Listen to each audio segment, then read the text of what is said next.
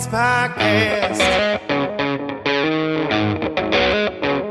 I said, welcome to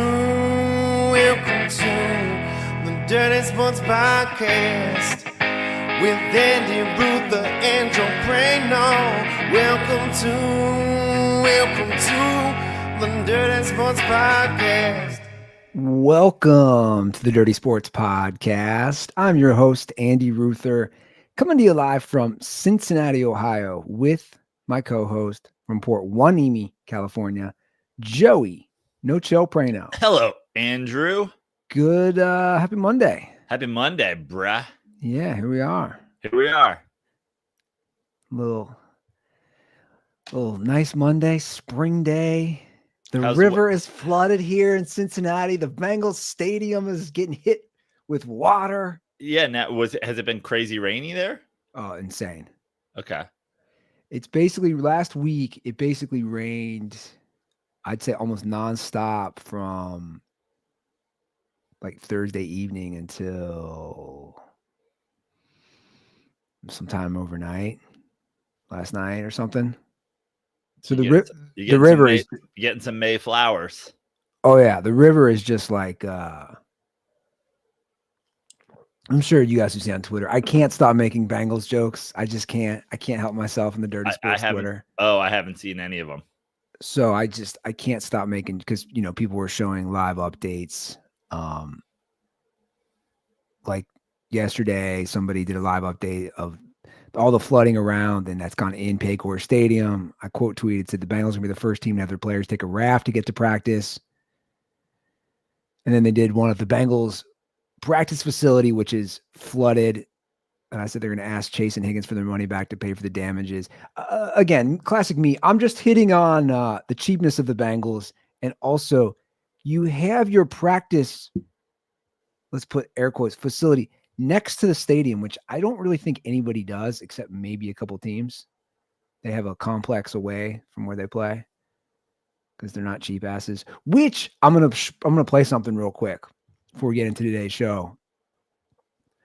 An old clip resurfaced, speaking of the Bengals being cheap. I could not stop laughing. I remember the clip, but it's been so long. 2009 Hard Knocks. They're all doing the Hard Knocks things. They're talking about adding players, cutting players, and Bengals owner Mike Brown is in there with the coaches and Marvin Lewis, and he's straight up asking if a defensive end could be converted to a tight end. I mean, I'm not making this up. Here it is. Do I have it here? Did I save it on my desktop? Oh yeah, here it is. Again, 2009 Hard Knocks. This is pretty funny. Thing right. Let's get better again tomorrow. Win on 3. 1, 2, 3. Win it. 2009. I wanted to so real quick. 2009. We're talking the Carson Palmer, Chad Johnson, Hushmanzada Bengal days. Start with some other things here before I get to Wood the is rest. somewhere getting a slight boner and he doesn't know why. He like, what? He wakes up in a cold sweat. He thinks he's having it. He's like, did somebody just say TJ Hushmanzada? Somebody watching the 2009 is there somebody out there watching a 2009 Hard Knocks clip? I can't get enough of this. This is so fun. I've said this to everybody I know. I think it's the funniest shit ever. Watch this. Rest of you, we brought in Sherry and he signed, right, Duke? So we're at three tight ends. This is a wild thought, but is Harrington a guy that could be used at tight end? Does he have any potential for that? It's good when the owner said, look at just the reaction. I know it's kind of minimal as far as you can actually visually see. Here's a wild thought. Can you convert this defensive guy into a tight end, even though he's an NFL defensive guy? I mean, listen, it's not it's a similar build position. Like, he's not saying, can you turn this defensive end into a quarterback or this defensive end into a whatever, like linebackers and fullbacks and tight ends and D ends and whatever. But at the same time, it's just like, what the fuck are you talking about? Just as watching Chris as a defensive player, and Jay can talk better than he knows the kid better than I do, but he seems a little stiff, but he might be capable of doing it. I don't know that. He's got good hands, and you have to work with his pad level a little bit. But I love this. This is his daughter, Katie Blackburn, who calls basically all the shots now. At least one of them. She's sleeping. She seems very impressed here. He can run. He can run pretty well. By tight end standards, he can run real well. We'll find out when we find out, and then we'll have to make our plans. Probably what it means is we'll go with 2 fullbacks at the end and 3 tight ends instead of 4. It just is a little different way of getting lined up, but I think that's where this takes us. Unbelievable. So here's also what I want to bring up. You and I always talk about insane fans. I saw this on someone's Instagram. The amount of Cincinnati Bengal fans defending this just proves everything we say about how dumb Homer fans are. The amount of people being like, oh, look, what did Bill Belichick do with Troy Brown and Mike Vrabel? Guys, Bill Belichick is arguably the greatest coach of all time. They won 7 titles. Also, this isn't Marvin Lewis. This isn't the GM who was like, "Hey, I drafted this guy because I think he could be." This is just the owner. This is just the owner spitballing. Yeah, I mean, like, hey, sitting around last night. A lot of people are saying we should have an indoor practice facility. I'm going to table that for 15 years. I think first and foremost, what we need to talk about, how do we get another tight end without paying for one? I mean, that's literally what he's doing. Yeah. It's literally what he's doing. We got some guy already on contract. How do we make this work? He's like, how about this? I know he's a defensive end. If we just put an X through where it says defensive and write tight, is he officially a tight end? Or like he's a tight end on the roster, right? We need 3 spots for tight ends. There, I fixed it. Can he just do that? Can we just do that? He can actually still play defense, but he's going to be a tight end for us. So I had to laugh. I mean, it's just, again, nothing changes. Like I see that, and again, as a guy from here, I see that, and I see the bubble, whatever you want to call it, indoor practice facility flooded, and I'm just like, nothing fucking changes. Well, listen, what are you going to do? You're on the river. You know what I mean? It's like, but that goes to my point. You be a modern NFL franchise, and you don't have. Oh, I'm not saying the bubble is a different situation, but I mean also outside of Paycor Stadium, like in the fucking. Oh yeah, no, look, dude, where you would walk around is that's flooded. It's all flooded. That's fun. Like exactly. Also, weirdly, I remember being there, and like the tailgating parking lot is just like some weird underground moat area, so that's probably full of water. It's all flooded. Yeah, and it's right on the river. No, don't get me wrong. I get that. Like I like the stadium. The 2 pro teams having stadiums downtown next to the river. My point is, have your team facility in the suburbs, like most teams do. Yeah. Just pay for it. Don't be a cheap ass and use the stadium as your offices, which is also what they do. As their fucking offices. Like, just grow up, guys.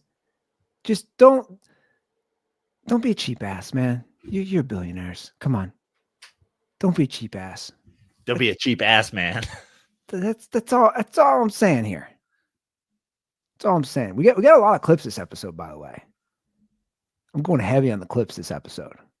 Love that. Just so you guys, Andy, I have a non-sports update for you from the last couple nights, which I think you'll find interesting. Obviously, rest in peace to the legend Val Kilmer. Oh yeah. But I have this happened since our last episode, right? Or did we talk about it? I think maybe we talked about it. Val Kilmer dying? Yeah. We even talked about it. Okay. I was pointing out to somebody the other day. I was like, think about it. I was like, Top Gun, obviously, Not the best movie of all time, but my number one, my favorite movie of all time. Then you got Heat. You got what the fuck am I? Doc Holliday. What's that? Tombstone. And you got very small role as Elvis in True Romance. But those 4 films might be in my top 15. Those 4 films might all be in my top 15. So Val Kilmer, full legend, right? I'm talking my fiance, girlfriend, whatever. We're talking about it, and I was like, babe, now you have to watch Top Gun. You've never seen Top Gun. She's like refused. Finally, I break her. Saturday night, she watches Top Gun. She's like, her big takeaway was, what was it with all the licking in the love scene? Why is there so much licking and tongue? And I was like, I don't know. But I was like, you know, she kind of refused to admit she liked it. She was like, yeah, it was okay. It was good. Yeah, it was all right. And I'm like, just say you liked it. It's okay. It's campy. It's ridiculous, but it's legendary. Then last night, she's like, should we get in bed early tonight and watch the second one? And I was like, there we go. You love Top Gun. You broke her. So I went back to back Top Gun and Top Gun Maverick the last 2 nights. And, you know, we were watching the second one and I was like, this is kind of unfair. Like, it's kind of, you shouldn't be allowed to watch Top Gun for the very first time and then watch Top Gun Maverick right after. I was like, you don't understand, babe. I go, when you first see the picture of Maverick and Goose 3 minutes in to Top Gun Maverick, I was like, I was crying. I waited 40 years between these movies. You didn't wait again 48 hours. She's just like, oh, okay. So this is the second one. And I was like, I think you need to step back and realize. She's like, it's starting the exact same. It's like, yeah, it's 40 years, 35 years. Why did they wait so long? I think it was a lot of things, but I think it was Tom Cruise going off and doing that. I think there was a thick middle ground where we got past. It came out, and we weren't at that point in Hollywood yet, where it was like if something was a success, you immediately made a sequel. So they just like made this movie. Tom Cruise goes off and does all these things. Now, like we're in that middle ground where it's like, well, we're not going back and doing a sequel, like whatever. Then we went all the way through that to the era of nostalgia. Tom Cruise has made 25 Mission Impossibles. He's obviously not beyond making fucking sequels. Now we're at a nostalgia. Now we're at this era where everything's being thrown back. Nostalgia, old music, old fashion, old whatever. And it's just like, hey, this is a no-brainer. So, and then also just, I think the tech of like him doing the fight, like the fight scenes and all the airplane scenes in Top Gun Maverick are insane. Yeah. So I think that was the last movie I saw in the theater. In fact, I know it was. I'm out in the theaters, man. I'm just out. Like, I've thought about seeing a few, but I'm just like, why? You guys don't like the theater. The theater thing is very similar to a lot of these pro sports live. Dude, I'm not paying that for food. To me, there's, you know, at this point now, there's not a ton of sports that are better in person. Like, I'd almost rather watch an NBA game from anywhere on TV, from anywhere beyond like the 40th row of a stadium. Like, being close at an NBA game is great. Yeah, that's great. And also, like, you know, I would sit on the roof of Madison Square Garden during a playoff game, but that's like a different, you know, that's a different thing that you're experiencing. Baseball, obviously, I think is infinitely better live because Yeah. everybody's like, it's slow, it's whatever. So that's why I go to a lot of baseball games. Football at this point, and this may be why I like don't go to a ton of games, is like, unless I'm in the box, which, you know, is probably not going to happen anytime soon. I don't know if I'll go to the, like, for me, going to a football game at this point is like, I'll look at the Giants being on the road somewhere. I tend to go to like, oh, I'll go to Vegas. Oh, I'll go to New Orleans. Oh, I'll go to Dallas. Oh, I'll go like, I'll make it so that I can see a stadium or have an experience. But like, I was home a couple times last year. I'm like, am I really going to the Meadowlands to go to the game?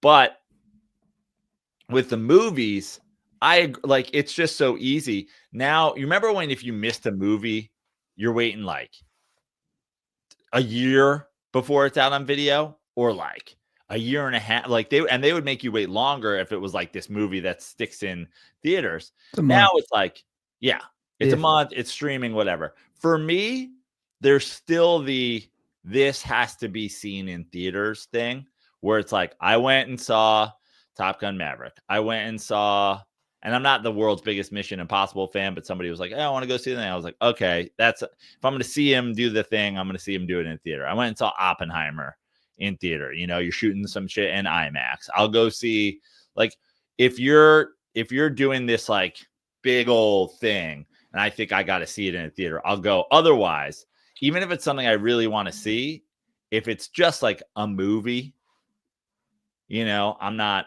going. Yeah, well, that's basically what I'm saying. Is like, well, I mean, it's different for me. Obviously, I have a couple kids now, but just like the thing we all know, I can cook the nachos while it's on. I can stop and start.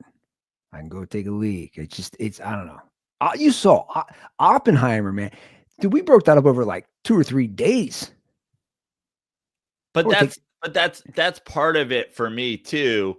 Is first of all, 3-hour movie. Again, it was shot on IMAX cameras. Sure. It's whatever. I'm gonna go see it. But also, part of it is shut the phone off. Essentially, yeah. It's like, I ain't taking calls. I ain't taking texts. I'll deal with this after. Like, I'm in the movie. I like that. There's something about, to me, when I was a kid, I would go sit in a movie, and like 30 or 40 minutes in, I'd start getting anxious that it was like going to end.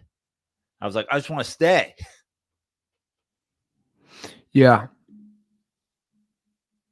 Well, I saw some, and I don't understand it. I don't follow it. I saw some live movie reactions from the, what's the new movie out? Minecraft? Yeah. Like, I guess that's a whole world I know nothing about. Like, people going psycho. Yeah. I don't know if you saw any of these videos. I saw some of them. I don't even know. It's funny, until this happened, I guess the whole time I was confusing Minecraft and SimCity. No, not SimCity. What's the other one where you're building fucking stairs into the sky and shit like that? Like, I don't know. Whatever that other I don't know fucking this video world. game is, where you're buying like skins and the kids were obsessed with it for Fortnite. Minecraft, until like 3 days ago, I was like, oh, Minecraft and Fortnite are different things. Yeah, I didn't know, but I mean, people were going psycho. I think law enforcement was calling one. Like, it was just out of control. It was like a giant nerd convention. I mean, is that who's watching this? Am I off base here? Is it a bunch of nerds? I mean, I assume nerds and kids. I don't know. I didn't know the difference between it and Fortnite until 48 hours ago. So, but like, they're hurting. I was reading some stuff. I mean, they're all, the point I was initially making was the movie theater industry, like seeing it live in the theater. I don't think it's that hard of a fix. Again, offer deals on the popcorn and the drinks and the pretzels and the slices of pizza, whatever it is, offer deals. Well, that's why the other model that has been, presented in the last 10 years or so is like, we're not going to offer a deal on the pizza. We're going to make gourmet pizza. You get the fucking lay flat seats. You can have a beer at your seat, all that stuff, which I also enjoy. Well, why not do subscription based? I know they tried that. Remember they Yeah. tried that, and then COVID hit for AMC. Basically, what happened was they tried it. It didn't garner the interest from anyone except the movie nut. Like that, it's like a gym subscription. The gym is, or it's like a gym membership. The gym is hoping you sign up and never go. And the only people that were buying the movie subscription thing were the psycho movie nerds who were like, I'm going to 15 movies a month. And they're like, this isn't what we want. Yeah. I mean, look at this though. I just see a YouTube comment from Rob. In my small town, tickets for 2 popcorns and 2 drinks was $110. Yeah, $110 to go to the movies? Yeah. I hope that comes with a little action, a little HJ. Yeah, I hope you're popping your dick through that popcorn. Yeah. Bucket. Get a little finger bang action, a little handsy. Go get a little something. I mean, $110.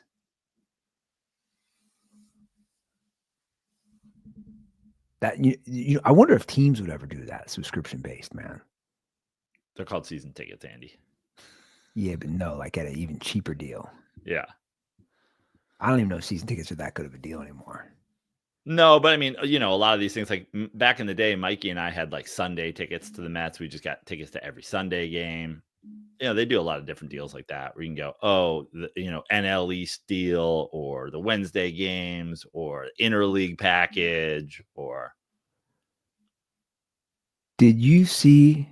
I forgot to play this last episode. I'm gonna play it now. Did you see this hot mic for this Division III lacrosse game? Oh no! I thought you were going to talk about the hot mic they caught Keith Hernandez on, talking about the Mets' piss poor hitting. He's like, no, I didn't see that. Piss poor hitting. This one's way better. Let's go Division III. You had on the rundown, which is so funny, or at like the blurb that for the show, it just said all capitals LAX hot mic, and I was like, oh, the hot mic from the airport. Lacrosse, baby. Andy going fucking airport codes for lacrosse. He's like, this is LAX, bro. Listen to this. And some of it's tough to hear, but hot mic, dude's talking about some sexual encounter.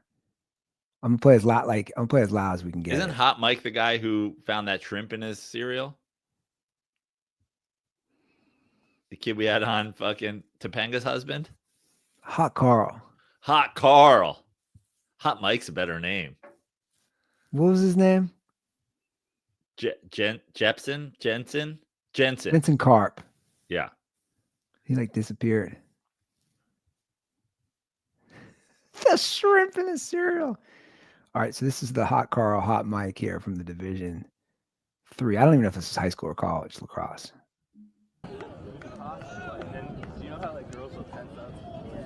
So he says, do you know how girls will tense up? She did that the whole time. At every position. And Doggy was an absolute embarrassment. He said Doggy was an absolutely what? Yeah, an absolute embarrassment. I was hitting it back there. I was like, because her back was like this. Or whatever, like one of these. It was just gross. I'll never fuck her again. I'll never talk to her again. I think he said I'll never fuck her again. Oh. No, she didn't know how to take wiener. Oh man, they caught Travis Kelce on a hot mic. He's a long back. Was that the announcers? Or was that just somebody near the microphone? That's gotta be the announcers. I don't know. It's so subtle that it almost feels like it's just like a running cam of the thing, and then they're getting nat sound of 2 kids sitting under the press box or something. I'm looking at the comments if we have any context here. Either way, that's a great hot mic. The end thing. She didn't know how to take wiener. Well, bro, maybe you call it taking wiener. Maybe she was tense the whole time because you were like, take this wiener. She was like, I got to get out of here. So this was students, yeah. Like, does anybody have info on this? A Division III clash between Pennsylvania schools Gettysburg College and Muhlenberg College. Muhlenberg. Wow. Your neck of the woods? Your old neck of the woods? Yeah. Yeah. Banged a girl from Muhlenberg when I went to Lehigh. Yeah? Yeah. So you know a little something about this. Yeah. I wonder where this ranks in all-time hot mics. Well, to be fair, now when you say that students, it was student broadcasters or no? Or that's just students like on the thing, like, because it's a different thing if the guy's like, oh, we're not a commercial anymore. Because like, bro, if you're near a microphone, don't talk about taking wiener. But if this dude's just like hung over on a Saturday at the Muhlenberg College lacrosse game, sitting under the press box, I mean, you already have a weird savage streak in you if you're going to Muhlenberg College lacrosse games, unless you're related to the coach or the players. Like, what are you even doing there, dog? Yeah, I didn't go to a Lehigh lacrosse game. They were Division I. I don't see too much info on this on these cats. Feels like it was a nearby a hot mic. No. You're saying there are the broadcasters. This is the broadcast crew. Yeah, this is the crew. Wow. That's what it's saying. Wow. That's just reckless behavior. Yeah. It's unclear on some things. But obviously it went gangbusters. And you know what? God bless you, dirtballs. So many dirtballs DM me. They're like, this is up Ruther's alley. This is vintage dirty sports. Oh, it is. And it is. This is classic dirty sports. A hot mic. I mean, this happening in Pennsylvania is great. You know, in the next game against, Allentown Community College, this guy's gonna have to get on the mic and he's like, sorry, we were caught on the hot mic. I was making some inappropriate comments. Oh, Castellanos with a bomb for the Phillies right here. Deep drive to left. Well, speaking of hot mics, Tom Brenneman's going to get another little shot here locally. I knew it was going to happen at some point. He's going to be doing a little morning radio here in Cincinnati. I mean, that was an all-time. Yeah. Like, if we're talking top 10 hot mics, that's easily in there. Yeah. I mean, that guy ruined not just his baseball, but his NFL. Yeah. Like, his entire relationship with Fox. But yeah, he's gonna be back. Like, here's my thing on the hot mics. I'm all for it. Give me more hot mics. Give me more hot mics and more foreign language calls. Yeah. I'm all about the foreign language calls. We're too calm and relaxed here in the States. I want a Spanish guy just going berserk over the other day, I'm sure you saw it, or maybe you didn't see it. Yeah, there was a fight with the Timberwolves were involved in. Yeah, I saw it. And ejected during that fight, assistant coach Pablo Prigioni. I was waiting for the announcers to be like, ejected Prigioni, DiVincenzo, Prigioni, Dante, Pablo, ejectione, Prigioni. Well, that's what I would have done if I had been the announcer. That's a good segue to get into some NBA talk. Yeah, let's do it. We like to talk about old heads on this show because it's funny and also embarrassing. I saw a couple new clips, man, from Shaq. I don't know who's the bigger ring. Head. You an old head. No one's head's older than yours, Andy. Look at you. Your gray hair. Sending your kids to daycare. I take my kids to work. My kids is running around the set inside the NBA. I race them to the screen. They're like Kenny. You old head.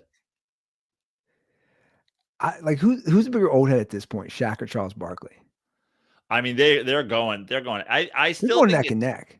I still think it's Charles. Shaq is weird because here's what's weird about Shaq. Shaq Shaq takes issues if you're anywhere near Shaq's lane. He's taking issues. There it is. Charles is just old head. Charles is about back in my day. And Shaq is like, if you're a big, he hates you. If you're a Laker, he hates you. If you're a scorer, he hates. Like anybody who's like, if they call you dominant, he hates you. If you read Superman comics, he hates you. That's one for you. That's one for me. I told DC, stop making so many copies. I'm the only one who gets to read them. I'm Superman. And you know, it sucks for You both. Lois Lane. Old head Lois Lane. You look like Perry the editor, old head. Old ass head. Like individually, I like those guys. I still like them. I still like Charles Barkley. I still like Shaq. They're entertaining. They're funny. They make good points. But the old head thing, guys, is just Shaq's such an old head. Sometimes he ends up looking like the general. You're like, you got that white ass mustache. And it's crazy because Shaq played with a lot of these guys. Yeah. He's old head. He played with a lot of these guys. So I got a couple clips here of Shaq just saying old head shit. Did somebody put together a super cut, or one of these is new that inspired this whole thing, or what happened? I saw it on Twitter, and I saw Okay. a couple clips. I saw, I always click on the sports trends, and it was like, again, it's Shaq and this age and that age. And I also know we've talked about this at length, and we'll continue because of these guys. And I also read a great article in The Athletic, which basically summed up what you and I said in the last month or two on this show. And that point was that other sports, they don't do this. Like the former players from baseball, hockey, football, they David Aldridge wrote a great article in The Athletic, and I was like, oh, he's literally making the same points you and I made of basically saying, like, oh, here's the title of the article. Sorry. The NBA is as talented and skilled as it's ever been. So why the negativity? Yeah. And he has a few lines in it that just, again, are what we talked about of like the former NFL players are like, look at what Mahomes is doing. Wow. Like Saquon, I could never do that back. Well, listen, I'm not even a big hockey guy, but all weekend. That's the point. He the mentions Ovechkin thing, everybody's like, he did. It wasn't like, oh yeah, but you're doing it in a soft era. Gretzky did it against Jeff Bukaboom. You would Ovechkin would never survive a check from Jeff Bukaboom. Yeah. He'd be dead. And that's the point. They don't. Troy Aikman doesn't go on Monday Night Football. He might acknowledge the rules are different, but he's like, I can't believe what I mean, God knows Chris Collinsworth isn't. I mean, listen, Collinsworth literally goes almost too far. He goes too far the other way. Yeah. And all the jokes about him whacking off when anybody does anything good. But he seems like he's like, look at Patrick Mahomes. He seems like you take the wiener. I'd like to get the wiener from Pat. Oh, Pat, give me the wiener. The basketball, they don't do it. Again, I got two clips, recent podcast. I don't know if this was Shaq's podcast. The Supercast. Shaqcast. Is it called the Shaqcast? I think so. I forget what it's called. Let's see what let's see what Shaq's saying here. Chet and Wemby will slowly change the DNA of the league because you're going to have to get bigs to match them? No. And I hate putting myself forward in time, but I will make both them quit.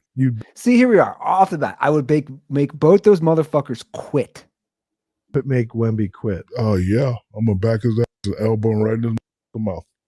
You know what he going to do all night? Shoot them three. And if you miss, I'm going to run right by you and fucking post, and you're going to be screaming. You have 3 seconds. I'm going to make them quit. To me, any guy. Okay, let's just stop it right there.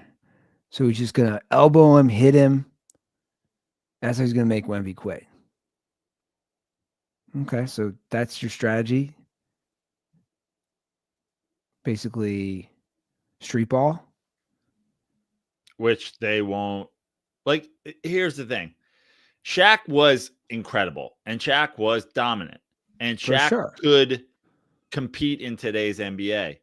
But also, threes are greater than twos, bro. See, that's and the other thing, and the other thing about it is Patrick Ewing was a big guy, and Patrick Ewing, could body people and whatever.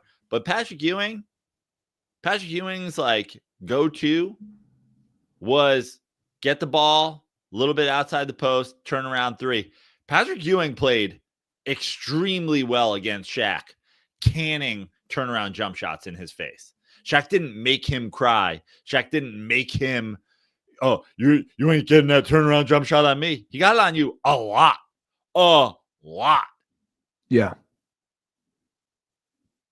Well, see, that's my thing is like, I'm glad you said it, 'cause that was the first thing I was going to say. 3 is greater than 2, guys. Yeah. Also, Hakeem is taking you out to the high post, shaking and baking you, sweeping your ass. Also, Shaq, like, you're talking about doing all this? You think you're as quick as these guys? Like, you bigger? You're as quick as these guys. I had a 7'4", 7'5" that shoot boundary jumpers. They don't want that funk. Because if I'm 7'4", I'm trying to make everything easy. You guard me, you 5, I'm not shooting a 3. I'm taking you a little time. But you want to shoot threes and do all that? Okay. Again, here he is with the 3s. Yeah, they're worth more than 2. Yeah. And also, Shaq, you know what I find interesting about this? Oh, you're just going to go for the easy ones? Then they'll just foul you. You're a 50% free throw shooter. You know what else? You know what? Look, I'm not saying Wemby's stopping Shaq from getting 2s, but here's the other thing. Me either. Here's the other thing. I'm gonna let you take 3s. You're gonna let them take 3s. So now you're not gonna guard a guy who shoots the 3 pretty well. Here's your options. Not guard Wemby at the 3. Okay, that's not gonna work. Guard Wemby at the 3. Now he's pulled you out of the paint. Now everything Shaq was on the defensive end, which is a big body in the paint, like the game changes. That's the thing. I just wish some of these guys would say, I did it this way because that's the way we played. If I had to do it today, it would look like this. Yeah, if I had to guard Wemby, it would look like this. If I had to play Wemby, I would just dominate him because that's what I do. I dominate is an embarrassing take. Like, I would be cool if Shaq was like, hey, in today's NBA, this is what would happen. Obviously I have to, maybe we do a thing where we don't put the big on him and I'm staying in the lane. And I did, but I just put an elbow through his chest and explode him like he was frozen in Mortal Kombat. I'm Mr. Freeze. That's a Batman villain. Whatever. I freeze him with my super breath, and then I hit him with an elbow, and he'd explode into pieces. I will make all of us quit, and they know it. But having bigs that can shoot on the perimeter, that's not an advantage to a team to have that as an added weapon. Yeah, but you got to shoot a high percentage. Like, ain't no big shooting above 50%. Jokic is 43% from 3 this year. That's pretty good. Top 5 in the NBA. But you know what I'm gonna be down there? 65, 70. And if you piss me off, 75, 80. You throw that elbow early on. Oh, yeah. The first play of the game, I'm trying to knock your teeth out your mouth because I know you're not gonna fight. I mean, it's unbelievable. So then he goes on. I think this one is about LeBron and longevity. By the way, do you know what 43% times 1.5, since it's a 3 instead of 2, is? 64.5. So literally, Shaq, you better shoot 65% from 2. Wow, that's interesting. Here's another old head take by Shaq. The game too. Definitely. Okay. Less physical. Right now, you get a flagrant foul, you get fined, suspended. Like, guys ain't even fouling hard no more. Back before I played, it was crazy. But when I played, it was crazy. But even before, like the 80s going to 90s, it was probably more physical then. But, people get mad. It's just a product of what I see. I see. Why is he wearing a train conductor's hat? I I was wondering the same damn thing. Why is he wearing a Make America Diesel train conductor's hat?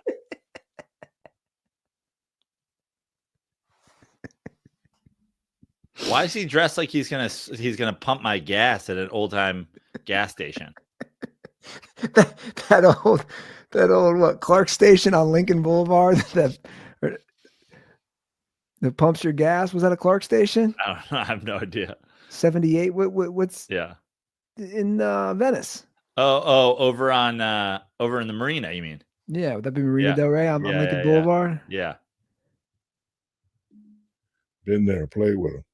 I don't see that all the time over here. So you want me to give these motherfuckers the same props I'm giving them? That shit will never happen. So you can call. See, he just said it. You want me to give me the same props? That'll never happen. He's just openly admitting it. Call it hate if you want. But even with the word hate, like these kids that like to throw that word around. You ain't fucking great, and I'm great. How the fuck can I hate on you? That don't make no sense. I'm in the building. You're not in the building. So how the fuck can I hate on you? You know, people say Charles and I, we're ruining the game talking about the product because the product is shit. Fuck, show me greatness. Like, y'all pay a lot of money for these shoes, and I want to see because be great. And I'm going to always stay on them and motivate them to be great. They can call it hate I want, but I ain't sucking these out just because they're making $400 million. A lot of these. There's so much he's throwing out here, Prano. Like, what does money have to? What does what the players earn have to do with the game? Here's the problem with like all these former NBA guys today. Now he's taken the inside the NBA hot take, and he's put on his pit vipers, and he's put on the hat that he serves milkshakes at the mall choppy in. And now he's on a podcast with his Superman shirt.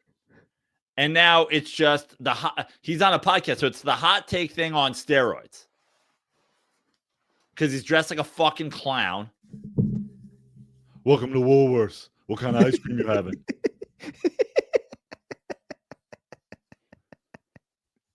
He's unbelievable. Can't play, and they know it. In any era, they can't play.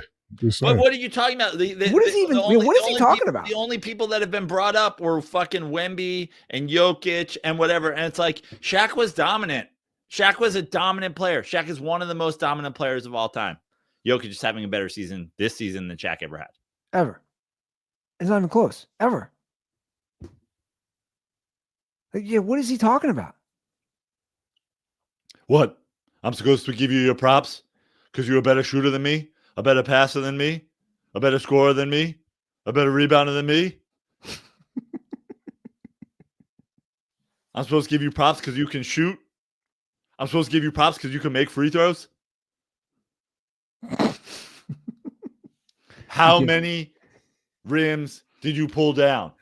I'm leading 2-0 last time I checked. Okay.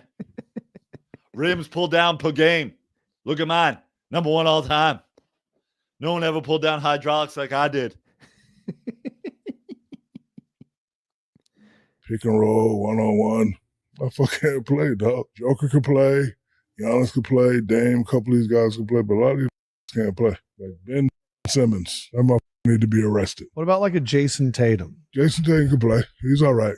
I'm not going to bash him, but Ben Simmons need to be arrested. $250 for that shit. Arrested, did you say? Arrested. $250 million for that bullshit.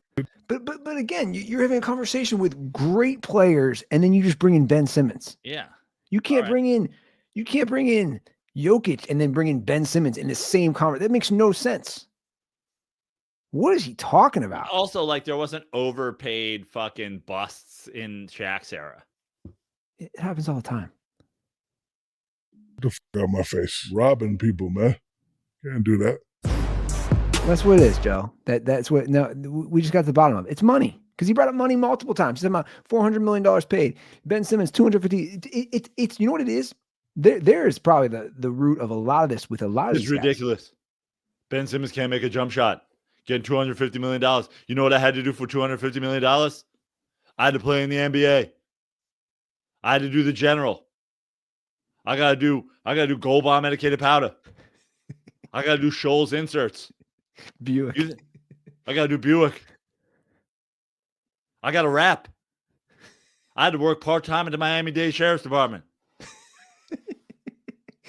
just to make as much money as Ben Simmons. I'm just trying to make as much money as Ben Simmons. I got to do a $30,000 a year job pretending to be a sheriff. What are we talking about here? It's unfair. You know I had to sell Shaq Diesel hats. You know what it is, man. It's by the way, this crosses sports. It's just an older person that has jealousy or this weird anger over the next generation. It's like so here's an example. Just like for me, it's like Brittany's mom always busts our balls. And I talk about this on the Andy Ruther show, and she'll like always call me soft or us soft because we have a baby Brezza that just, it's like a Keurig to make the baby's bottles. And she'd be like, you guys are soft. And my response always to her is, what are you holding in your hand? You're soft. Your parents didn't have an iPhone. You're soft. Why would I not use what's at my disposal? It's the same way they are with these players. Like, dude, every generation, is going to get softer because of technology. Yeah, and also these leagues have money invested in these guys, and exactly. they don't want it was all Michael Jordan. Michael Jordan wasn't winning shit because the Bad Boys Pistons had a fucking thing. And then they were like, no hand checking. You're not allowed to touch Michael Jordan. We need Michael Jordan scoring more points, winning more championships. Michael Jordan's whole thing is scoring. He can't be going into fucking playoff games against the Detroit Pistons and putting up 20 points on 20 shots.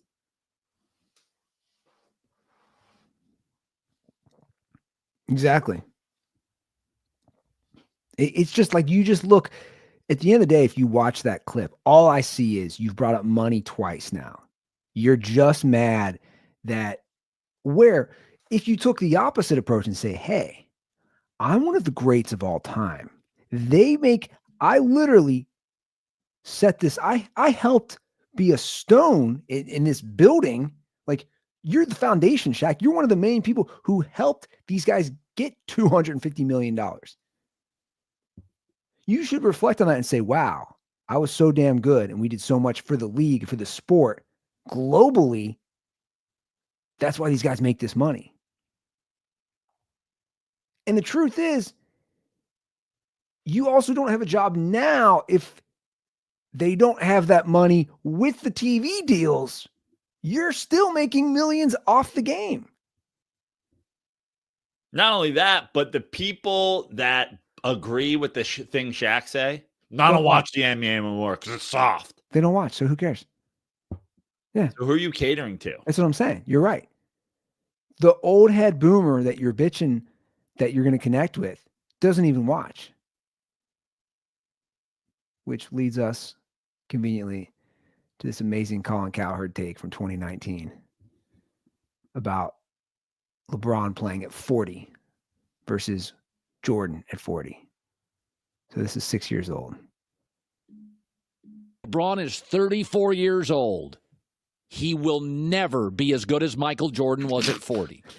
LeBron James at 40 will not be in an NBA game 6 years from now, and we're all going, wow, LeBron against Milwaukee. He's easily the best player on the floor. I don't buy stats. LeBron will be a tidal wave of stats over Michael Jordan. But I'll tell you one thing LeBron will never be. As good as Jordan at 40. No way. All time. No how. Yeah, that's a great one. I was saying to you before the show, because I hadn't seen this, and I still hadn't seen it until now, but you told me it was coming.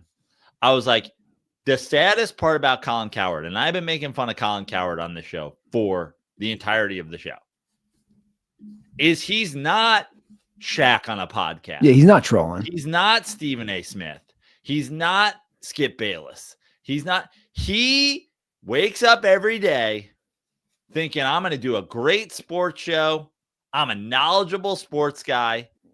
And there's a treasure trove of him embarrassing himself. And the thing is you can't talk sports every day forever and not get a couple wrong. But when you say some shit like that, it's like you didn't need to do this. All the evidence was there that he was going to be better. Like that shit. It's an infinitely worse take than somebody who's doing hot take shit. Colin Cowherd doesn't do hot take shit and still swings and misses as much as fucking Skip Bayless. Yeah. I agree. I don't think he's trying to just do the attention grabbing hot takes. I think when he says that. Absolutely no chance. No chance. LeBron James at 40 putting up 15 points on 96 shots. All elbow jumpers for the Washington Wizards that win 39 games. No chance.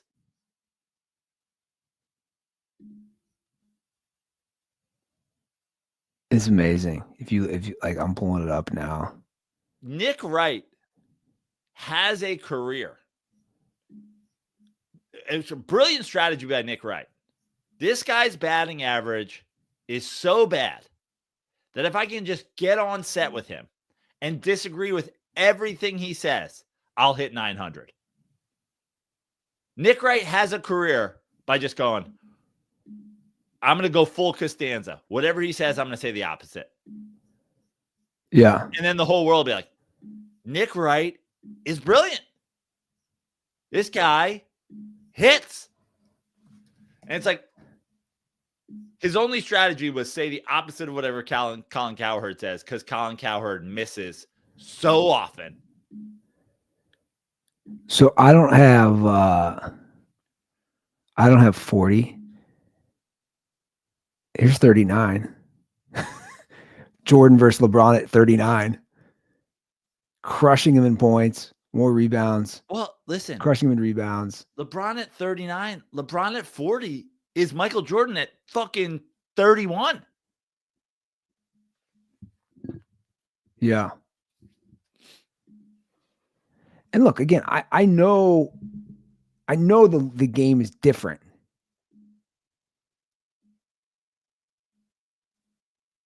Than 2001, 2002, whenever Jordan was 40. Still, it doesn't really matter. I just think people like that take again.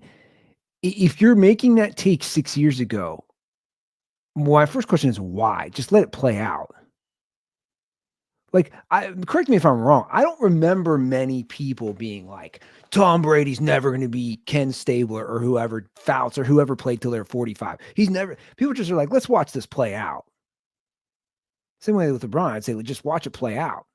You don't have to compare. But the other thing is, it's such a desperation that some fanboy shit. It's such a desperation. It's like LeBron was better at 25, 26, 27, 28, 29, 30, 31, 32, 33. So you got him at 34. And you're like, all right, he's been better. He's scored more points.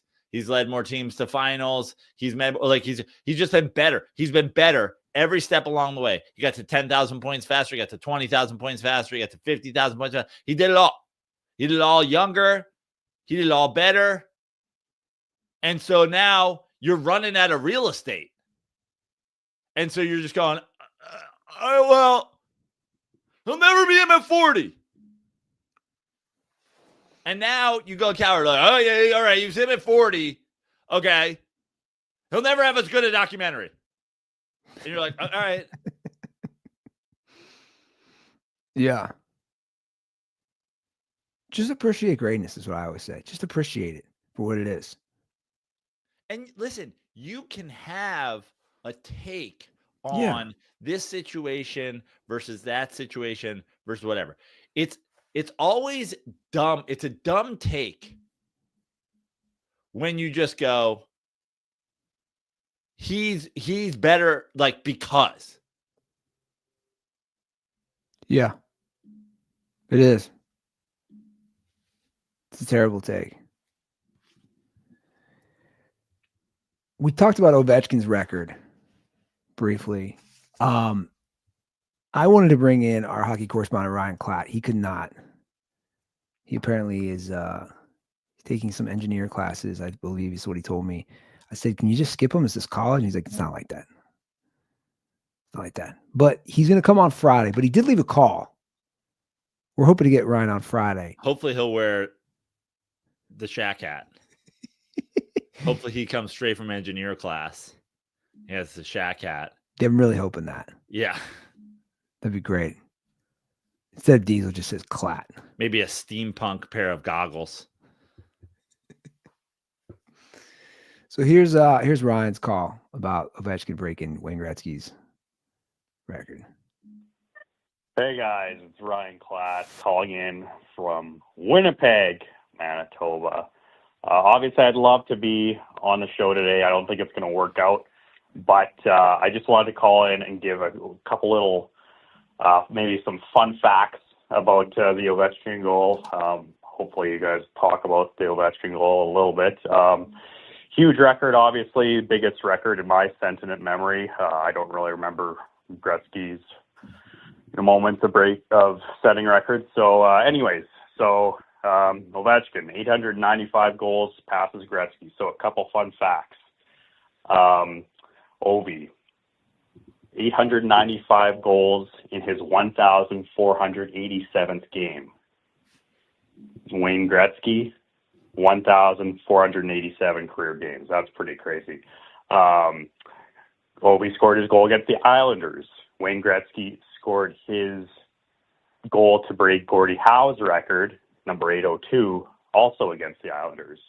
And finally, it was 21 years exactly to the day since the Capitals won the draft lottery and the right to draft Ovi first overall. So some really cool coincidences there.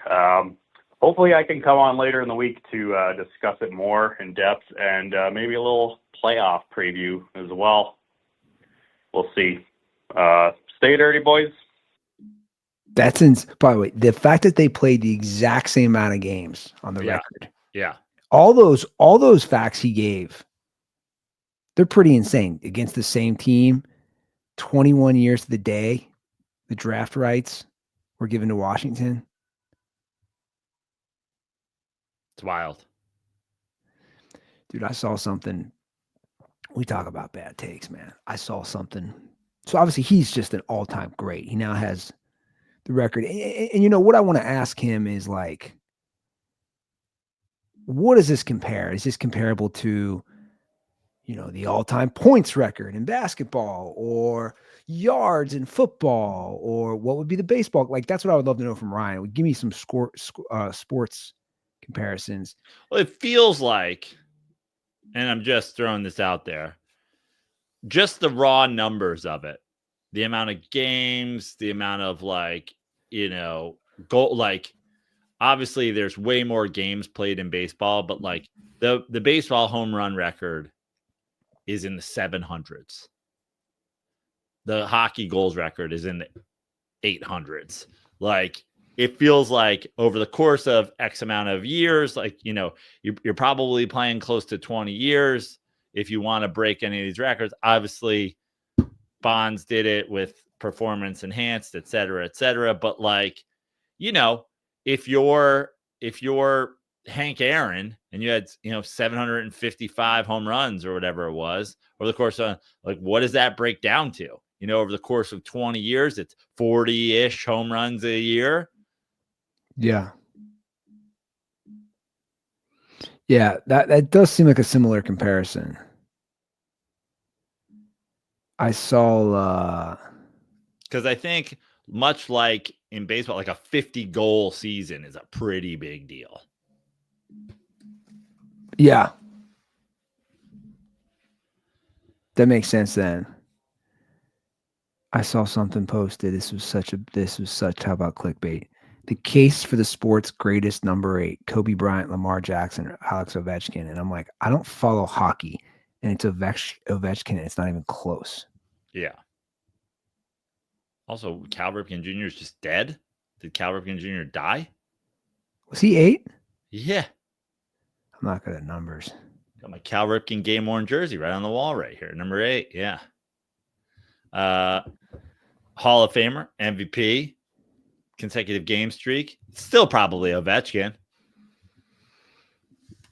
But I'll take 8 over. I'll take Cal too.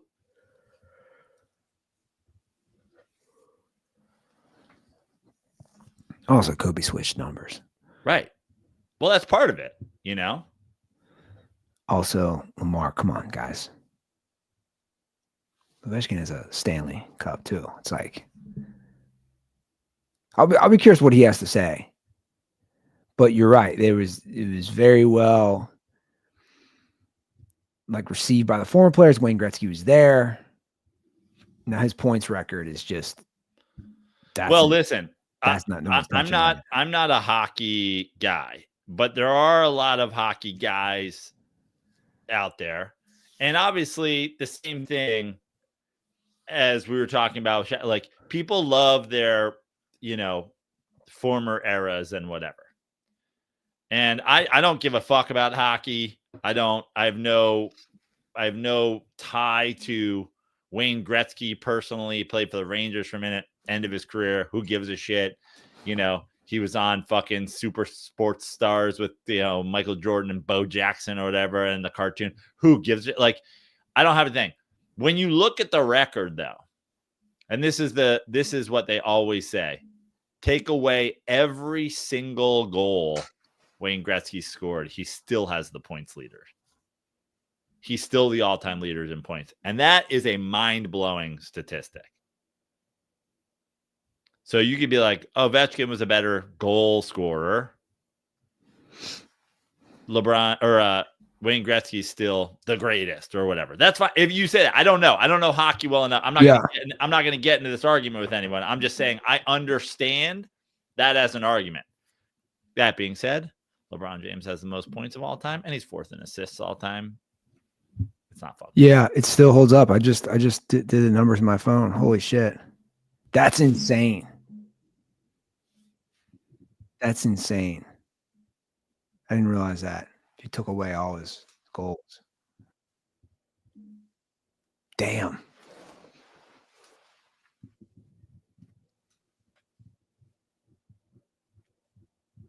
But again, it's like we live in an age too that I feel like basketball is the only sport where we're like, oh, he's played so long because it's weak now. Yeah. You don't say that about hockey. You don't say that about football. They just don't say that about hockey. You can't play hockey's the toughest sport there is. Those are the best athletes. They skate for up to 2.5 minutes at a time. Gordie Howe played till he was 70, dude. There's a thing in hockey where, like, if you were grandfathered in, you didn't have to wear a helmet. Gordie Howe was grandfathered in where he didn't have to wear skates if he didn't want to.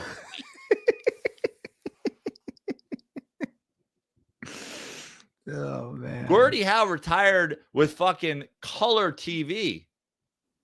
He started when the NHL was played outside because they didn't know how to freeze water indoors.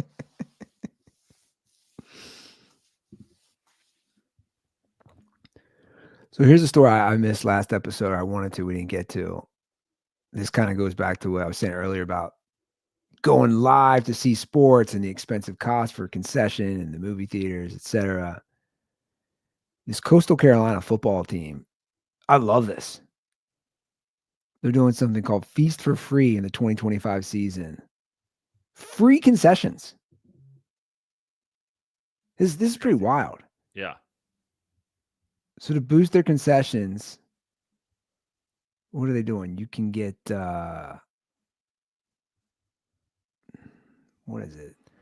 I don't know. It was like hot dogs, but you can keep going back. It was like hot dogs, popcorn, and like soda. Do you have to buy a feast ticket?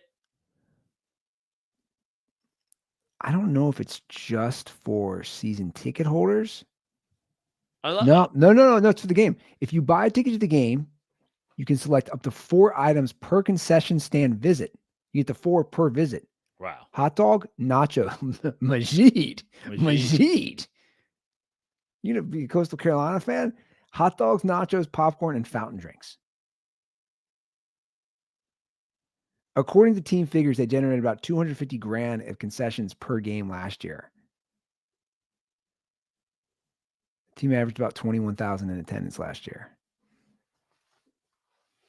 Free. I mean, you filling up those nacho helmets, Majid. Yeah. Majid's like, I brought my own helmet. Is that okay? Where is Coastal Carolina? Where is that located? Conway, North Carolina? Conway, South Carolina. South Carolina. This feels like we need a John Smith remote report. I think we're going to need John Smith to go to a Coastal Carolina Feast game next year. Let's see where this is.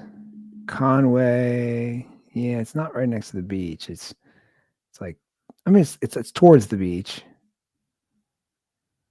Oh yeah, I mean, it's I shouldn't say it. Like, it's by the beach. It's not beachfront Carolina, but it is coastal. Yeah, it's coastal. I mean, it's so to get to, let's see here. If I went from here to, let's see here, Myrtle Beach.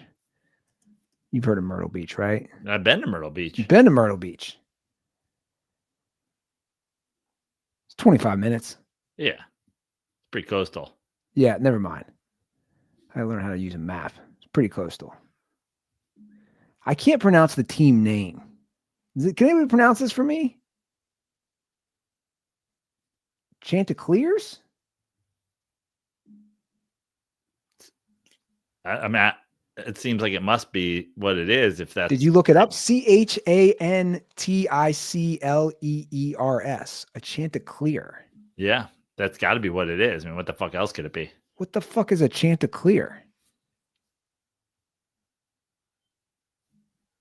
The Chanticleer is the guy who takes you through the clear lane at TSA. Old French term. Chanticleer is from Old French, meaning to sing early, but technically it's a rooster. Ah, okay. Which makes sense, the singing in the rooster. Yeah. Wow, it's got a little history. It comes from Chaucer's Canterbury Tales. Specifically the Nun's Priest's Tale. I love Andy going full New Jersey. The Canterbury Tales. There's no R in there if not for Andy. Canterbury Tales. Specifically a tale of the Nun's Priest's Tale about a proud rooster who dominates the barnyard. Probably my favorite of all the Canterbury Tales. You ever have to read? I remember I had to read that in college. Yeah. I've been reading in fucking high school. It's the worst. It's like, fuck this trash. Those professors, they get a little too turned for that. Yeah. I'm actually now remembering my professor. Just like, that. You think I give a shit, bro, about this? I'm just trying to get the D wet and get drunk. Like, let's tap the brakes here. I'm walking out of fucking 11th grade high school English, just like, Chaucer, hardly know her. Peace out, bitches.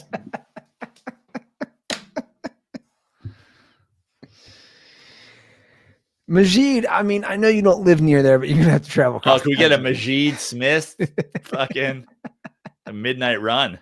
You're gonna have to leave Los Angeles and go to South Carolina. I'm sorry. I want to see, they do these food videos, these food challenge videos on YouTube. Yeah. I want like bang.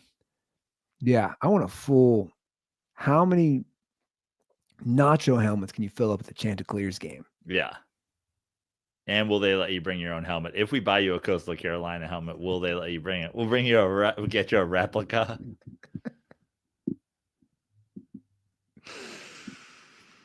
Oh man. Mark my words right now. Somebody's gonna do a food challenge and see how much they can eat. Great.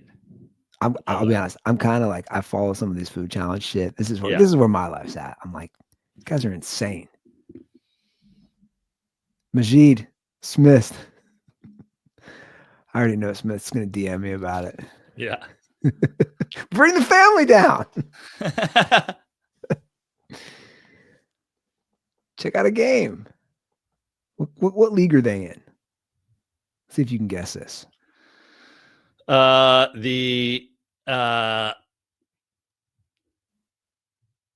have no idea. Sunbelt. Oh, it's gonna go to like Atlantic 10 or something like that, but They went 6-7 last year. The Sun Belt, which features great teams like Marshall, Georgia Southern, James Madison, Old Dominion, Appalachian State, Georgia State, Louisiana, Texas State, Arkansas State, South Alabama, Louisiana Monroe, Troy, and Southern Miss. Man, Southern Miss is falling some hard times. You would think with all that Brett Favre. Oh, yeah, wait, he stole the money. He didn't give it. That's good. You'd think that'd be better. No, because he stole it. We do have a call. I think we have one or two. 310. I got some baseball to talk too, Andy. It's some Mets baseball to talk. Yeah, we can talk Mets baseball. I want to get to this call Sure. Out the way. 310-359-8365. Here it is. Yo, what's going on, Dirty Sports Hunter from Michigan? Calling because I am currently listening to Friday's episode, particularly the segment about the New York Yankees. And it reminded me of a time a few years ago that I called in and asked this question. I believe the answer then was they are nowhere close, but I'm curious to ask it now. How long until the Yankees are officially Dallas Cowboys status, where all it is history, all it is butthurt fans talking about the glory days? How much longer until Yankees are officially Dallas Cowboys of the MLB? Appreciate you guys. Catch you later. Well, this is an interesting question, because the thing is the Cowboys are still the Cowboys. Like, every year that the Yankees don't win, the Cowboys still haven't won. So now the Cowboys are, it's been since what? When did the Cowboys win? 95 or whatever? And to be fair, dude, the Cowboys haven't even played in a Super Bowl since then. Yeah. The Yankees are still like making World Series. Yeah. But listen, we're at 2025. They won in 2009. You get to 20 years and you're still talking about your championships, your 27 rings. It's like, dude, yeah, a kid that was born the day you last won your World Series is about to start drinking alcohol.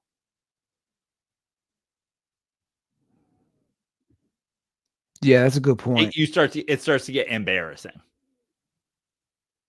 Let's be honest. It's already embarrassing for the Yankees fans when they talk about 27 rings. The majority of them happened in black and white. The majority of happened on radio, not even on black and white TV. The majority of them happened on the radio. And then the ones that did happen on TV, I don't even know if you could call it's more of a white and gray TV, because there weren't any black guys there. So, I mean, we're talking about what, 6 championships? Maybe in the color TV era? 6? Yeah, I mean, the history stuff is very annoying if that's one of your reasons. Like the old school, no one gives a shit. No. Now this is a great segue into the Mets baseball I wanted to talk. Because this is mostly directed at Yankee fans, but just all the fans in general. I don't know what it is about the Mets and the butthurtness, but it wasn't just Yankee fans who were butthurt about the Soto thing. It was mostly Yankee fans, and the Yankee fans were the most aggressive. But when I say that one of the major comments, I would say, if I had to rank the comments that I got when the Soto signing happened, and I put up some videos, it was, enjoy your $700 million DH. And then the other one, you still don't have a pitching staff. What are you going to do about pitching? Good luck with that pitching staff. Enjoy your pitching. Here's a fun fact. A couple weeks into the season. The Mets rank first in every 2025 ERA statistic across the entirety of the League of Baseball. MLB team leaders in ERA, Mets 1.91. Next best, Dodgers at 2.41. MLB bullpen ERA leaders, Mets at 1.29. Next best, Padres at 1.66. MLB starter ERA leaders, Mets at 2.40. Next best, Rockies at 2.61. every single ERA statistic. So good luck with our pitching staff. Thanks. We appreciated the good luck. We appreciated your pleasantries and your good tidings and your well wishes. So that wasn't expected to be. Well, it wasn't expected if you're a casual baseball No, fan. I'm saying, like, did you expect him to play this well to start the first couple weeks? Oh, the pitchers Pitching. specifically? So here's the thing about the Mets and pitchers, and this is what is so fucking fun, especially coming from Yankee fans, is last year and the last couple seasons, the Mets have they have an incredible pitching coaching staff. We would call it the Mets pitching. The Mets took multiple guys who were like, oh, they're done. We're going to take Sean Manaea. We fixed him. We're going to take, from the Yankees, Luis Severino and fixed him. And Luis Severino left the Mets because he went out and got a big deal from the Oakland Athletics. And then Yankee fans were like, oh, well, you have Clay Holmes. You got our reliever. You're turning him into a starter. Yeah, because you guys don't know what the fuck you're doing. So for the third year in a row, we're going to take some guy on your staff that you guys have ruined, fix him, and make him a competent starter. The Mets take these guys. They revive careers. Not only that, Sean Manaea is hurt. He was supposed to be our opening day starter. He's hurt. He hasn't even pitched yet. The Yankee fans are like, good luck with your pitching staff. Thanks. Good luck with your pitching staff. Ruin some guy. We can't wait to fucking turn him into a starter again next year. Meanwhile, they're like, oh, how's your pitching staff? Who's your ace? Who the fuck is your ace? Where's Garrett Cole? Oh, right, he's dead.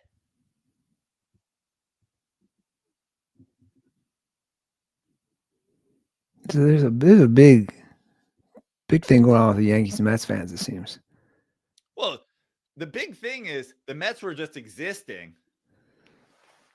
Mets are just sitting there, having a celebratory dinner. We're all just sitting at home, eating. We got Juan Soto. We're reaching across the table with our glass of wine, our glass of champagne to celebrate Juan Soto signing. And then rocks came through the window with notes on there. We're like, good luck with your pitching staff. You'll always be little brother. You're like, all right. So now, good luck with our pitching staff. Thanks. It's going great. Good luck trying to figure out how to sew a new arm on Garrett Cole. Did off topic with a different team, did anybody expect the Giants to start this hot? I mean, that division 8-1. Yeah, exactly. Dodgers 9-2. Padres 8-2. Yeah, I mean, we did a slide last week, and Laz said he's a Giants semi-believer. You know, seeing some exciting things, seeing some youth, seeing some potential. But we also agree, it's like you're also in the fucking Dodgers division. You don't fucking lose any games. Yeah. Well, a lot of downers here in Cincinnati already with that 3-7 start. Didn't score a run, I think. Would they lose 3 games, 1-0? Like went back to like, what was that? Like some insane year? I have like, I'm a little bit more optimistic about you. You guys got Tito. Just got to like get everybody on the same. I don't think you're doing anything this year, but you got to start somewhere. Well, we can start by cleaning out that ballpark. It's full of water. Yeah. You start there. I did finish the White Lotus this year, Prano, just for you. Oh, how was it? I mean, it was okay. Like season finale was last night. So I just want to catch up with you. You started and finished this season, and that's it. Yeah, I've not seen season 1 or 2. Right. which you don't have to. I guess they're separate things. You really don't have to. There's a couple of storylines that. But you started and finished this season. Correct. Okay. I mean, look, it's not the best show. I also wouldn't call it the worst show, but like that's why I said it's okay. Like I got through it. So like I guess what I'm saying is the bar now is you're reviewing the White Lotus like the kid was reviewing that sex. He's like, I mean, I got through it. Never again. I'm not even saying the never White Lotus again. didn't deliver the wiener, but what I'm saying is I did like the ending was like for me. I would have liked it to end different ways. It was, let me put it this way. It was nice to watch a show with my significant other because we hadn't watched something together in a bit, especially since we had our second kid. So like it turned into, hey, let's watch this together. Yeah, it's always nice. I'm doing Top Gun back-to-backs. You're out there doing White Lotus, you know? But my point, yeah, is like I didn't leave the ending last night, since every season's pretty much different from what I hear. I didn't leave the ending like, well, that was very thought-provoking or profound. When's the next one? I didn't leave that. Now, Brittany is like, oh, the first two seasons are way better. She's like, this season, it was But she didn't tell me you have to watch the first two seasons. She said, look, I enjoyed that we had a show again. If you want to watch, I'd be down to rewatch. She'll watch it with you. But it wasn't you have to watch. Because there's, to me, is a huge difference. Yeah. Like, you got to sit down and watch this with me. And she was like, if you want to watch, we can watch it.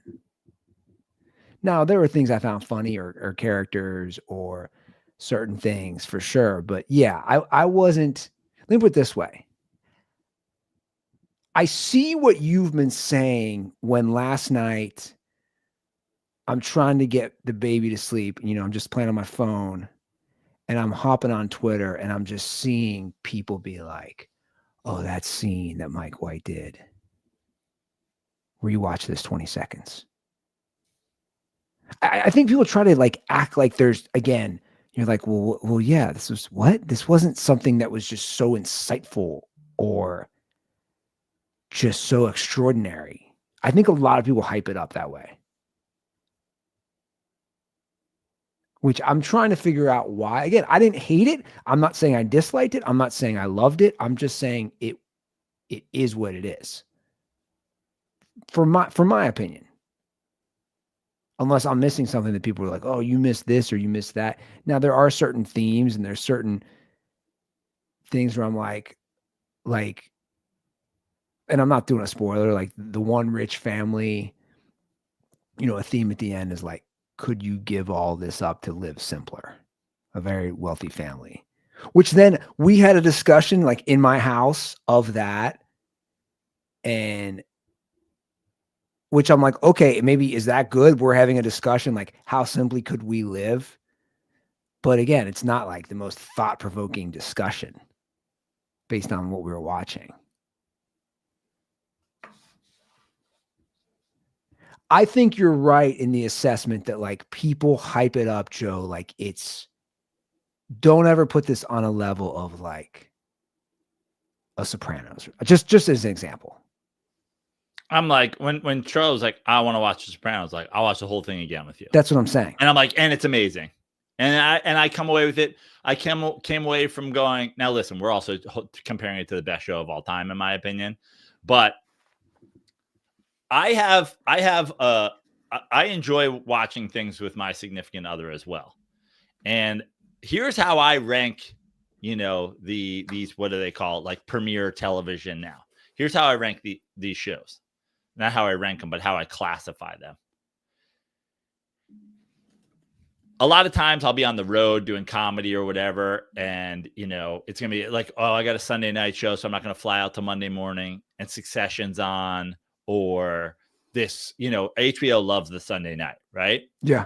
The Game of Thrones, the whatever. A show that's elite. You watch on Sunday night. I watch without my significant other. Yes. And don't tell her, because not only do I need to watch it immediately, but it's so good I can watch it again a second time 24 hours later. And enjoy it still. So I would do Succession twice in 24 hours. Now, the next level of that is I could watch it twice in 24 hours, but the second time there's a chance you're getting caught because she's like, why aren't you paying attention? Why are you scrolling around did you watch this already? Why are you scrolling around on your phone? Did you watch this already? Succession, I could watch it twice in a day without distracting myself. And then the third version was, I'm not going to watch it before you because this show's not good enough for me to watch twice. And you're going to be mad at me if I watch it and then tell you like, I can't watch it with you. I already watched it. Well, and then the fourth level is I watched the first 2 episodes of White Lotus and was like, is he Andy Kaufmaning the audience into saying that this is great? And one day he'll look back and be like, gotcha, bitches. What you're saying totally lines up. That makes sense. And it actually fits perfectly for me because the show had already had 3 episodes.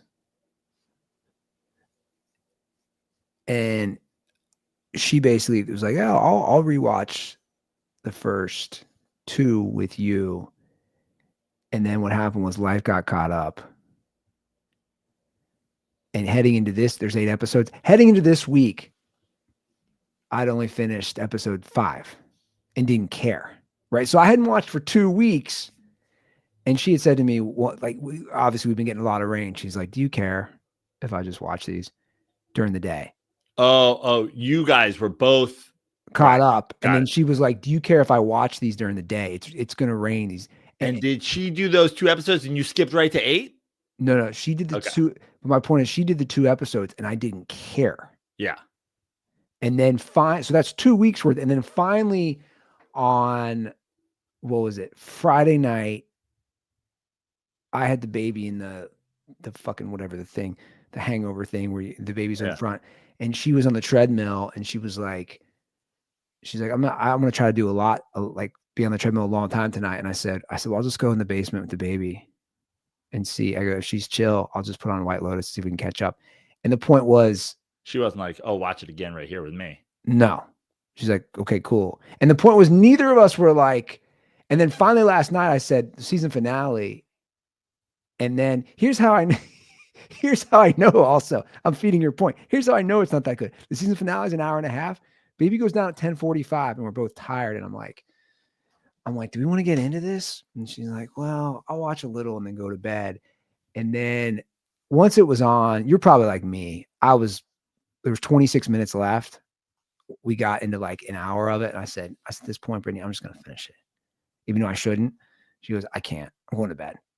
And I'm thinking, okay, it's not that good for you if you're going to bed.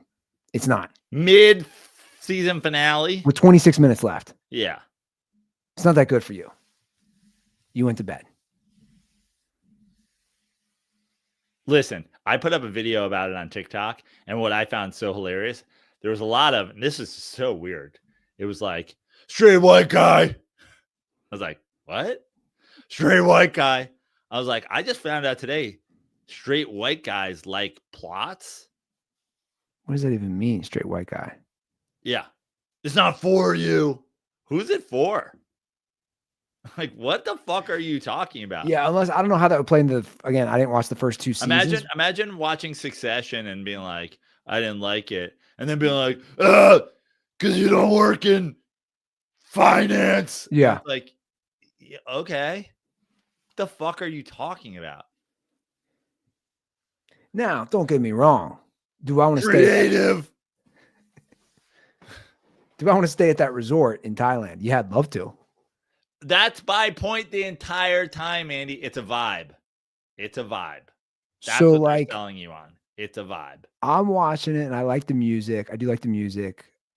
I like No one's ever finished a new Jack Johnson album and been like, that guy rips it on the guitar.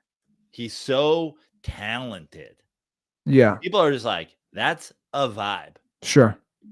No one's ever been like, hey, You might have missed this back in the day, but did you know in the 1975 Baltimore concert, Jimmy Buffett pulled off this sick riff? Look, watch it. Watch this solo. Watch this solo Jimmy dives into. No, it's a vibe, dude. Yeah. It's island vibes. It's a total vibe. That makes sense. I can totally see that now. Yeah, again, I'm not saying that I won't rewatch season 1 and 2 with her as a thing to do as a couple, or even when season 4 comes out, but it's not. You're right. Guess what we watched together? Succession. And guess what her and I watched the night it came out together? We didn't stop it. None of us went to sleep. It was like, we're watching Succession together. Completely different. Total vibe. So that's my analysis of season 3 of the White Lotus. Classic straight white dude. Loves writing. loves fucking good scripts. Plots. And again, I'm not even, classic patriarchy wanting a story. I don't even think it was like, I'm saying, I don't think it was bad. It was just like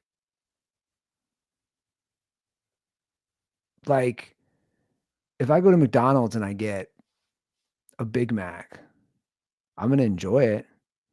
I'm also I'm also just not like geeked. I'm not like geeked about the Big Mac. I go certain places, I'm geeked about their burger. I'm just not. Well, if you guys have any thoughts on it, let us know. 310-359-8365. That's the Dirty Sports Hotline. Give us a shout. If you're up in Sacktown, I'll be up there this weekend. I'll be at the Saturday game and the Sunday game, Mets at A's. I'll be hanging around Sacktown all weekend. So I know there's a couple Sacramento dirt balls that have already hit me up. I don't know where I'm sitting yet. I don't know where I'm staying yet, but I'll be in town and I'll be at the Saturday day game. I'll be at the Sunday day game. I'll be out and about on Saturday night. Probably be out and about on Sunday night too, because I probably won't come back till Monday morning. So yeah, come see me in Sacktown. Go to joeprano.com for shows. Got a show coming up at the legendary Townhouse in Venice where we used to do shows all the time. They got the setup comedy shows doing an event there. 420, bro. Georgia, first weekend of May. I will be performing in the Morton Theater on the Friday night of the Athens Comedy Festival. I believe that's Friday, May 2nd. I'll be in town to Athens on Thursday, May 1st for the festival kickoff party. And then I'll be in Atlanta on Saturday, May 3rd for a couple Don't Tell shows. So yeah, Georgia, LA, Sacramento, come hang out. Let's do it. All right. That's the show, guys. Thanks for listening. Thanks for watching. We'll see you guys on Friday. Have a great week. And as always, stay dirty.